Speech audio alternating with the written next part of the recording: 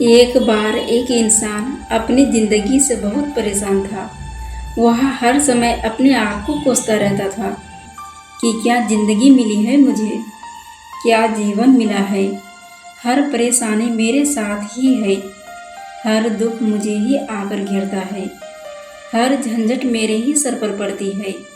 एक दिन इसी तरह अपने आप को बैठा हुआ कोस रहा था कि क्या नसीब है मेरा, क्या किस्मत है मेरी और क्या ज़िंदगी है मेरी, कि तभी अचानक एक बाज अपने शिकार को पंजों में दबाए हुए पेड़ पर आकर बैठ जाता है और वहीं पर अपने उस शिकार को खाने लग जाता है। यह परेशान आदमी जब उस बाज को देखता है तो कहने लगता है कि क्या ज़िंदगी है इसकी, क्या जीवन जी रहा है मज़े का। ना इसे खाने की चिंता, ना पीने की, ना पहनने की और ना ही परिवार की। शिकार करता है और मस्त खुली हवाओं में कभी इधर घूमता है तो कभी उधर घूमता है। सारे दिन आसमान में उड़ता रहता है। असल जिंदगी तो यही है, जीवन तो यह जी रहा है। और फिर वह आसमान की तरफ देखकर जोर जोर से चिल्लाता है कि काश मैं एक बाज होता तो मुझे भी कोई दुख ना होता, मुझे भी कोई परेशानी ना होती। काश मैं भी एक बाज होता। जब वह 2 से 3 बार जोर जोर से चिल्लाता है कि काश मैं भी एक बाज होता तो मुझे भी कोई दुख ना होता, मुझे भी कोई परेशानी ना होती, तो अचानक आसमान में बिजली कड़कने लग जाती है और आसमान से आवाज़ आती है कि हे इंसान, क्या यह हमने सच सुना कि तू हमारी दी हुई जिंदगी से परेशान है और तू एक बाज बनना चाहता है। तो आकाशवाणी को सुनकर यह इंसान हैरान रह जाता है और आसमान की तरफ देखकर कहता है कि हाँ, मैं सच में अपनी इस ज़िंदगी से बहुत परेशान हूँ, क्योंकि हर परेशानी मेरे साथ ही है, हर दुख मुझे ही है, हर तकलीफ मेरे ही साथ है। तो आसमान से फिर आवाज़ आती है कि हे इंसान, एक बार फिर सोच ले, हमने तुझे बड़ी प्यारी ज़िंदगी दी है, लेकिन अगर फिर भी तू चाहता है कि हम तुझे बाज बना दे तो हम तुझे बाज बना देंगे। लेकिन अगर एक बार हमने तुझे बाज बना दिया तो फिर हम तुझे बाज से इंसान दोबारा नहीं बनाएंगे। तो यह आदमी तुरंत जवाब देता है कि मैंने अच्छी तरह से सोच लिया है कि मुझे बाज ही बनना है, और एक बार बाज बनने के बाद मैं दोबारा कभी नहीं कहूँगा कि मुझे इंसान बनना है। तभी ऊपर से आवाज़ आती है कि जैसी तुम्हारी इच्छा, और वह इंसान बाज बन जाता है। बाज बनते ही वह इंसान खुली हवाओं में उड़ने लगता है। कभी उड़ता हुआ इधर चला जाता है तो कभी उड़ता हुआ उधर चला जाता है और सोचता है कि क्या मज़े की ज़िंदगी है। असल ज़िंदगी तो यही है, ना कोई चिंता, ना कोई परेशानी, ना कोई डर। वह सारा दिन ऊंचे आसमान में उड़ता रहता है, 2-3 मिनट तक पंख मारता रहता है, उसके बाद पंख मारना बंद कर देता है और लंबे समय तक हवाओं में तैरता रहता है। इसी तरह हवाओं में तैरते हुए शाम का समय नज़दीक आ जाता है तो वह सोचता है कि मेरे पास रहने का एक ठिकाना भी होना चाहिए, मेरा अपना एक घर होना चाहिए जहाँ मैं रात में आराम कर सकूँ। तो यह सोचकर वह छोटी छोटी लकड़ियाँ इकट्ठा करने लग जाता है और एक ऊंचे पेड़ पर अपना घोंसला बनाने लग जाता है। एक एक लकड़ियाँ इकट्ठा करके वह अपने लिए एक सुंदर सा घोंसला तैयार कर लेता है और रात में उसी में सो जाता है और सोचता है सुबह उठकर शिकार भी करूँगा और फिर से मौज मस्ती भी करेंगे, खुली हवाओं में उड़ेंगे। सुबह होते ही वह शिकार की तलाश में निकल पड़ता है, हवाओं में उड़ता रहता है। ऊपर से जाकर देखता है कि कहीं ज़मीन में मुझे कोई शिकार नज़र आए तो मैं तुरंत जाकर उसे दबोच लूँ और वहीं पर खा लूं, लेकिन उसे कोई शिकार नजर नहीं आता। काफी समय बीत जाता है। वह लगातार ऊंचाई से शिकार को ढूंढता रहता है, लेकिन उसे कोई शिकार नहीं मिलता। फिर पास एक जंगल होता है। वह उस जंगल में चला जाता है, यह सोचकर कि शायद वहाँ कोई अच्छा सा शिकार मेरे हाथ में आ जाए। यह जंगल के ऊपर उड़कर शिकार को ढूंढता रहता है। जंगल के अंदर जाकर भी शिकार को ढूंढता रहता है, लेकिन इसे वहाँ भी कोई शिकार नहीं मिलता। शाम का समय नजदीक आ जाता है तो मायूस होकर वापस अपने घोंसले की तरफ लौट रहा होता है कि रास्ते पर थककर एक पेड़ के ऊपर बैठ जाता है। जब वह उस पेड़ के ऊपर बैठा होता है तो उसकी नज़र एक बीमार चिड़िया पर पड़ती है, जो कि बीमारी की अवस्था में होती है।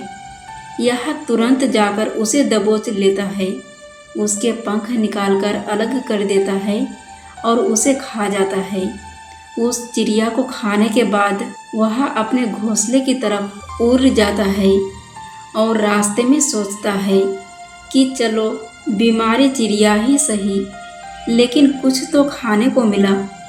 वह अपने घोंसले पर पहुंचकर आराम करने लगता है और सोचता है सुबह एक अच्छा सा शिकार पकड़ूंगा और अपनी भूख मिटा लूंगा। जैसे ही सुबह का प्रकाश होता है, यह निकल पड़ता है अपने शिकार की तलाश में। हवा में उड़ता रहता है, लेकिन आज फिर कोई शिकार इसके हाथ नहीं आता। काफ़ी समय बीत जाता है।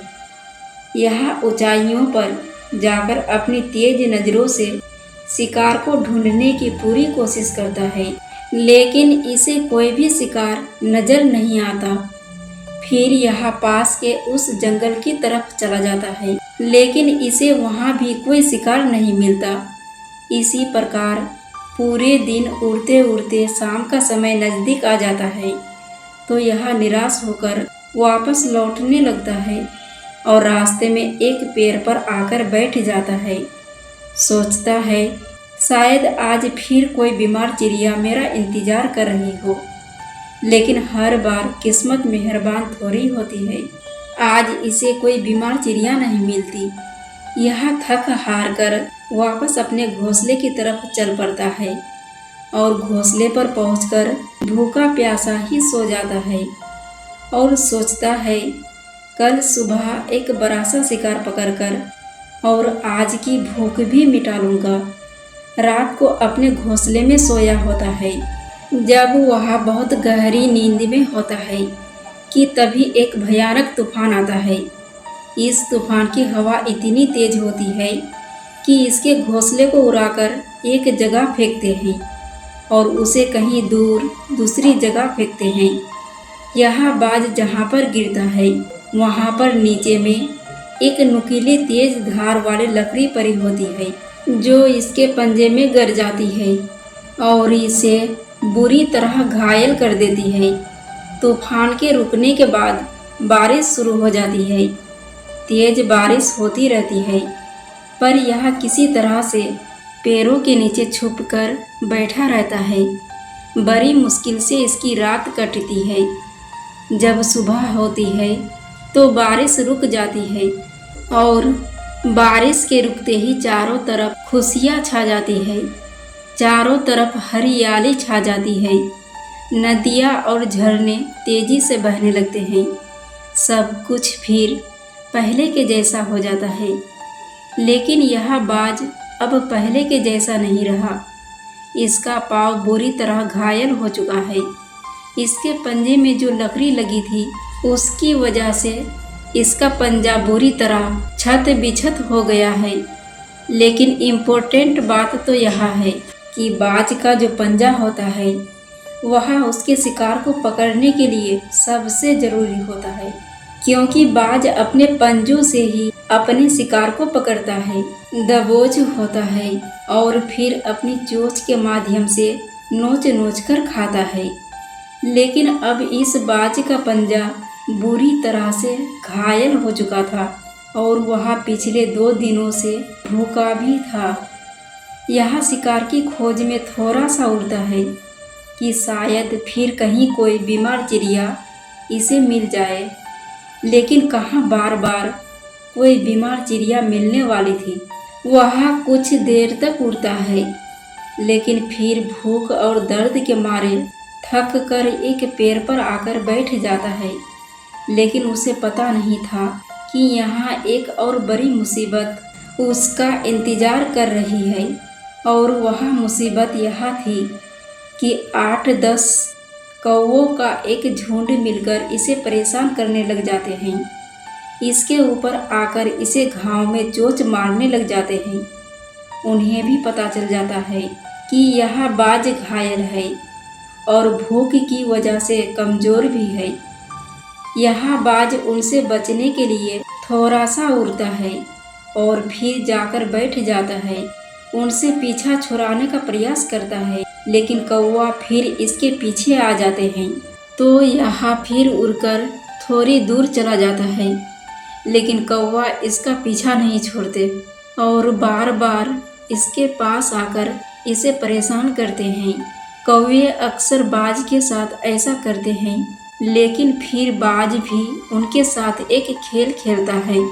जब कौवों का झुंड बाज को परेशान करता है और उनका पीछा नहीं छोड़ता, तो बाज हवा में सीधी उड़ान भरने लग जाता है।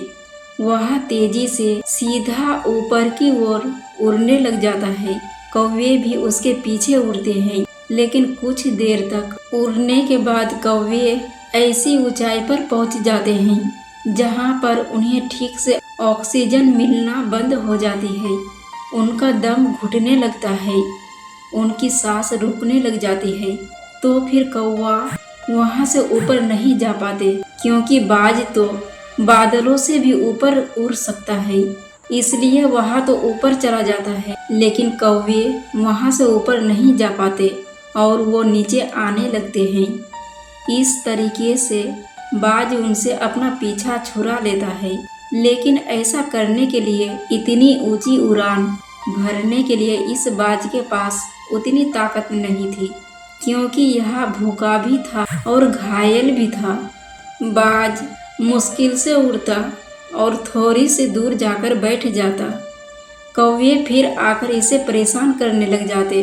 इसी तरह भूख और घायल हालत में एक दिन गुजर जाता है, दूसरा दिन गुजर जाता है, तीसरा दिन भी गुजर जाता है, लेकिन इस बाज की हालत में कोई सुधार नहीं हो रहा था।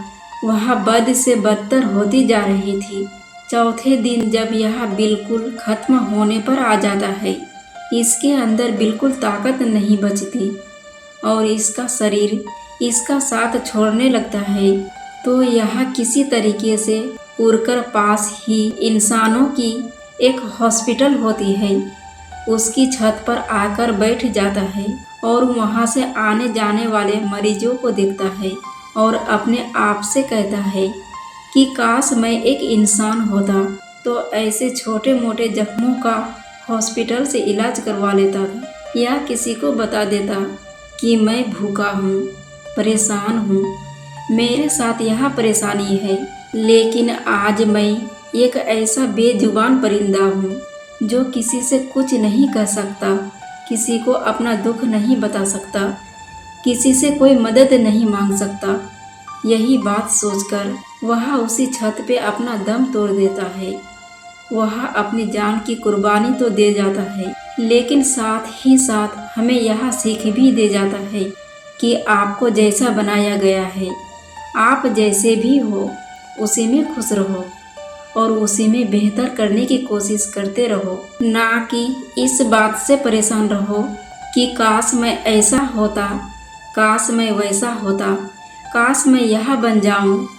आपको जैसा बनाया गया है, आपको जैसा भी बनाया गया है, आप उसी में अपना सर्वश्रेष्ठ करने का प्रयास करते रहो।